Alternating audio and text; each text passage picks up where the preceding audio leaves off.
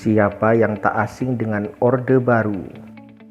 Ya, masa ini adalah masa pemerintahan yang paling lama berkuasa di Indonesia dan tepatnya hampir 32 tahun Orde Baru mengalami kejayaan di Indonesia. Dimulai pada tahun 1966 dan berakhir pada tahun 1998. Masa Orde Baru di Indonesia diawali dengan dikukuhkannya Supersmar atau Surat Perintah 11 Maret yang diemban oleh Soeharto, kemudian ditetapkan melalui TAP MPRS nomor 9 tahun 1966, dan sejak saat itulah Soeharto resmi dilantik menjadi pejabat presiden dan menggantikan Soekarno. Saat itu pula menjadi momentum berakhirnya Orde Lama. Ketika awal berkuasa, Orde Baru berkomitmen untuk menyelenggarakan penyelenggaraan negara sesuai dengan Pancasila dan Undang-Undang Dasar 1945 secara murni dan konsekuen, di mana prinsip pembangunan harus diawali dengan kestabilan politik yang akan diikuti pertumbuhan ekonomi. Pada Orde Baru pula terjadi penyederhanaan partai. Pasca pemilu 1971 yang diikuti 10 partai, pemerintah dan parlemen sepakat untuk menyederhanakan partai tadi menjadi 3 saja, yaitu Partai Persatuan Pembangunan yang merupakan gabungan dari partai-partai Islam, kemudian Partai Demokrasi Indonesia yang merupakan gabungan dari partai nasionalis dan partai non-Islam, dan satu lagi yang tak mau disebut dengan partai politik, yaitu Golongan Karya yang merupakan gabungan dari berbagai macam profesi dan seni. Di masa Orde Baru, kebebasan berpendapat sangatlah dibatasi. Kritik terhadap pemerintah yang dapat membahayakan bagi negara maka dianggap kegiatan subversif dan bisa dipidanakan. Selain itu, kebebasan pers di Indonesia kala Orde Baru sangatlah dibatasi pula dengan diberlakukannya surat izin usaha penerbitan pers.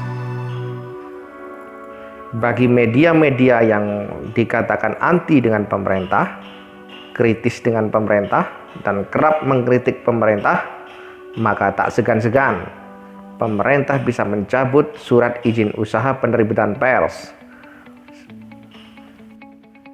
Kekuatan Soeharto yang sangat kuat didukung dengan kekuatan utama yaitu Golkar dan Angkatan Bersenjata Republik Indonesia.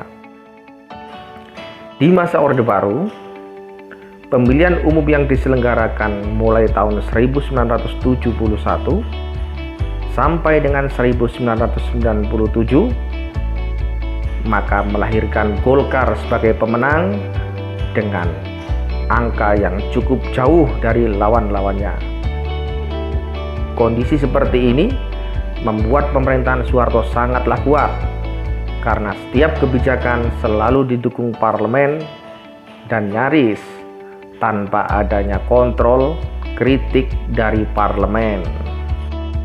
Besarnya kekuatan Golongan Karya ditambah Angkatan Bersenjata Republik Indonesia di parlemen, maka tak heran setiap kali pemilihan presiden di parlemen pada masa Orde Baru selalu dimenangkan oleh calon yang diusung oleh Golkar. Tak lain adalah Soeharto itu sendiri. Sebagai komitmen awal Orde Baru menyelenggarakan kehidupan berbangsa bernegara berdasarkan Pancasila, dan di era itu diberlakukan yang namanya penataran, pedoman, penghayatan, dan pengamalan Pancasila atau yang disingkat dengan penataran P4 yang menyasar seluruh elemen masyarakat pada waktu itu. Krisis moneter yang terjadi pada tahun 1997 secara tidak langsung menurunkan kepercayaan masyarakat terhadap pemerintahan Soeharto. Kekecewaan masyarakat semakin bertambah ketika pada tahun 1998 MPR mengadakan sidang dan melantik Soeharto menjadi presiden lagi untuk periode 1998 sampai dengan tahun 2003. Hal ini sontak menimbulkan protes dari masyarakat yang diawali dari kelompok mahasiswa yang melakukan demonstrasi menuntut Soeharto turun.